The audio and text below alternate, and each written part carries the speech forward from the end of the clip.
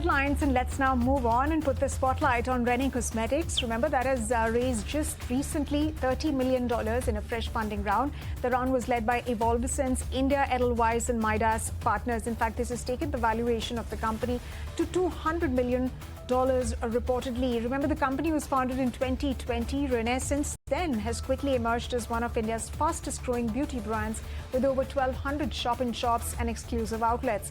It also has a portfolio of more than 200 products across beauty and perfumes.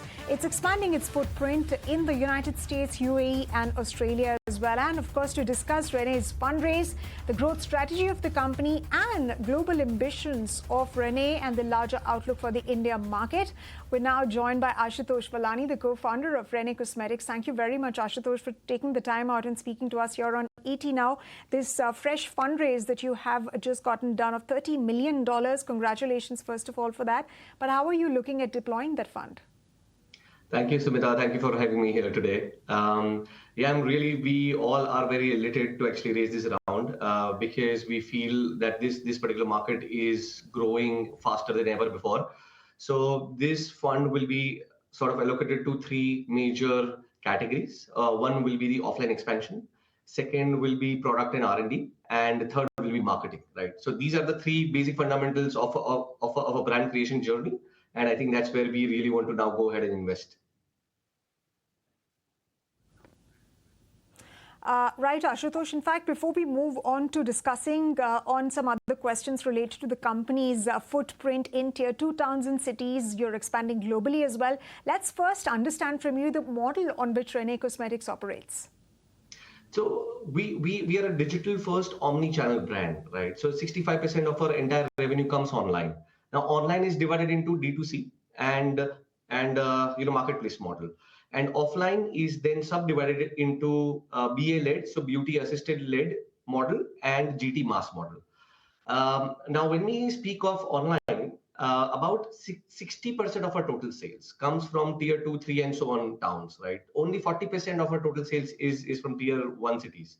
For offline, that is then reversed, where 60% of our total sales comes from the tier 1 cities, whereas 40% of the sales comes from tier 2, 3, and 4 towns.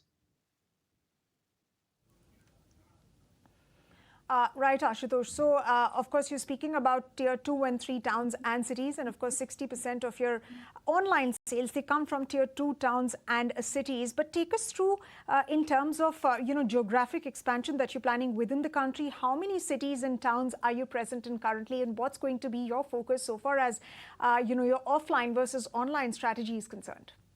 Sure, of course. So currently we are there in more than 60 cities today. Our plan is to double that very soon, probably this year onwards. Now, geographically, we are very strong in the north and the west region, whereas we are now gaining traction and increasing the rank of our brand within the new age sort of consumer cosmetics brand, and climbing that sort of ladder in northeast.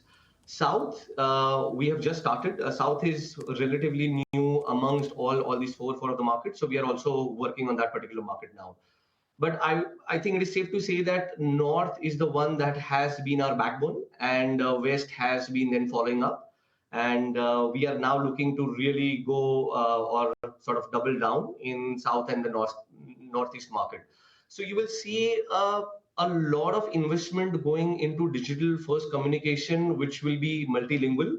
So we can try and reach more and more sort of consumer, because we have our offline footprint in all these zones. So we also want to make sure that we are now able to reach out, educate, and also market to the consumers in their own languages, right? Because we don't really want to miss out by only marketing in English or a particular zone or a particular limited kind of a reach out.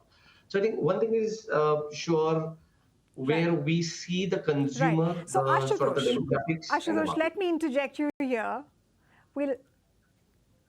Right. We'll talk about some of those things a little later, but let's first focus on this omni-channel approach that you're essentially looking at. Of course, offline is going to be a huge component of that. Do you think that's a strength or a risk, given that many D2C brands are currently struggling with offline scalability? And is it a realistic target to achieve for a D2C brand, given the fact that there's a lot of competition in this sector, and of course, customer acquisition costs are only rising?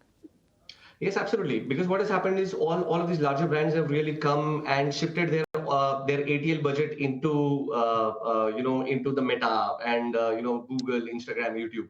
So now the new age D2C brands are now fighting for those spots. The spots are very sort of limited, right? So the cost is going higher every day as we speak, right? So to drive the D2C sales is becoming more and more difficult every day as we speak. So I think that is something that you really have to take care of. That don't let it run away with all your losses. Hence, it is very important in a category in a sort of a category like ours, which is a try me, feel me, touch me, to have a very good offline expansion and a great hygienic sort of, I would say, execution as well, because you cannot miss out on the offline market, which is almost 90% of beauty today, right? So you have to make sure that you're present offline. You have to make sure that you are able to have maximum users try your product, and then the repeat can come online, right? That is how you bring the CAC down with high repeats of your products. Okay. Okay. So Ashutosh, since we are speaking about channels, let's also talk about quick commerce versus e-commerce. Which of these channels are sort of getting more revenues for you, more traction for you as a company in tier 2 towns and cities, and of course in metros? I mean, of course, in tier 2 and 3 towns and cities, quick commerce hasn't yet completely been able to reach. But if you could give us some traction numbers, and which of these channels are you going to be focusing more on in the coming few years? E-com has always been our sort of bread and butter, right? Because there is enough, sort of traction there. But quick commerce has been growing leaps and bounds. They have really caught on, right? And number 2 channel for online for us is one from quick commerce today. But there is a clear difference, right? Where e-com is actually the discovery platform, quick com is an everyday use kind of a platform, right? So I can probably portray my entire sort of catalog on ecom, but can't do that on quick com, right? Because they have limited space today. But as quick commerce grows, I think that will really be head on with the ecom channels as well. So we are looking forward to this interesting change into QCom because the habit of getting things in 10 minutes, 20 minutes, and so on is actually changing the consumer experience. And now people don't really want to wait for that extra 1 to 3 days. So quick commerce really gaining traction, and hopefully that may end up leading this race in the next 3 to 5 years. Absolutely.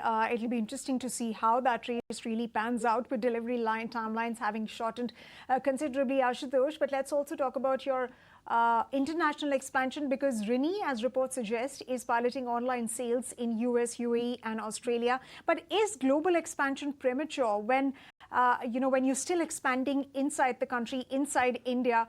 And how operationally robust is that going to be? So we are currently focusing on India because we feel that India as a market is yet to be captured. But we have a lot of incoming from GCC. We have a lot of incoming from US.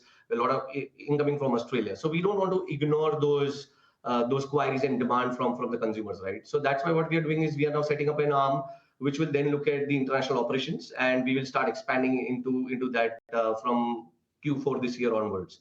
Till then, I think the primary focus will still be India because we feel the growth here can easily 3x the business from where we are today in the next 2 or 3 years. Right. So Q4 is essentially the time when you will be looking at focusing more on international expansion. But for a larger focus of the company is going to remain India only. But on that note, Ashutosh, let's also talk about your financials. And if you could give us some insight into your revenues for the last financial, and what are your expectations this financial year? Are you profitable as a company? Business, full sort of financial year. First year, we did about 30 crores. Second year, we did about 100 crore revenue. Third year, we did about 200 crore revenue. Last year, we have clocked almost 350 crores in revenue. This year, we are on way to cross 500 crore revenue. Till last year, we were not profitable, but we have now clocked a couple of quarters of sort of profitability. And this year we are looking to be a profitable, full-fledged business and not just a startup anymore. All right, and congratulations to you on that. And we do hope that you achieve all-round profitability very soon. But let's also talk about the overall ecosystem. Given the fact that Renee's growth is aligning with rising VC and consumer interest in companies like Sugar, there's Mama Earth as well, there's Pilgrim too. Is this a defining moment for D2C beauty in India, or is this sector, do you think, is ripe for a correction if growth expectations aren't really met? Because there is a whole host of D2C brands. So of course, the challenge right now is scaling up, and how many of these brands are able to scale up, only time will tell. No, so Sumita, let me tell you, right, we are at a very nascent stage of beauty today in India. We have just started. Our oldest beauty, new age beauty brand is probably 10 years old, right? Whereas if you see in US or China, they are at least 50, 70, probably even 100 plus years old. So I think this is the right time to be in this industry. And we have a different very view of this, right? There is not going to be correction. There is going to be creation, right? Because you will see a lot more brands breaching that 500 crore mark, breaching 1,000 crore mark, breaching 2,000, 5,000 crore mark. India is yet to create new age brands which have crossed those marks. And I think these brands that you mentioned today, right, they are on the path, right, including Renee, to breach those sort of numbers. So I think we just have to make sure that execution of online and offline has to come together well. Otherwise, there will be challenges, right? And that's where the problem lies. If you are able to understand the consumer well, if you are able to communicate the product, if you are able to distribute the product well, and if your product performs well, so if then your consumer loves it, then I think this is the time and this is the place to be. And it's like no other, trust me. Absolutely. So an omni-channel approach is something that you're looking at, and that's where your focus is going to be over the next couple of months. But Ashutosh, will you be looking at raising more funds, and how soon?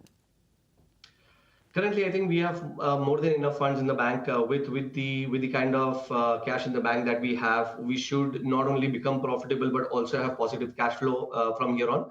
We may probably go ahead and raise one more funding round before the IPO. But I think that's a bridge to cross when it comes, right? So today, I think we are more focused on our growth, rather than raising next sort of round of capital. Because I think we are now well set to make this profitable and grow from there, right? So there may be one round, like I said, but that will be more like a pre-IPO round when we are talking probably of $1 billion company by then. So Ashutosh, since you're talking about the IPO and the fact that you have plans of eventually debuting on the D Street, what are the timelines that you're working with at the moment? We do not have a definitive timeline in mind, but I think the scale, it is not about time with business, it is about scale. So we definitely want to cross that 1,000 crore revenue mark. We definitely want to be about 15%, EBITDA positive when we go.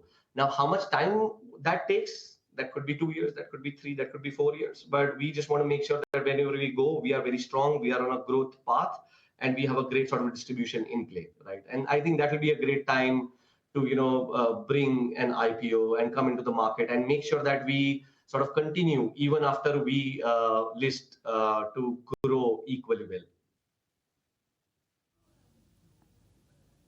All right. So in 2 to 4 years from now that's the timeline that essentially you're working with to fulfill all of those objectives, those goals that you have in mind, including that of listing on the D Street. Well, we wish you all the luck. Thank you very much, Ashutosh, for taking the time out and speaking to us here on ET Now about the D2C segment and, of course, on your company's latest fundraise as well. Thanks very much once again for joining us. Thank you, Sumita. Thank you for having me.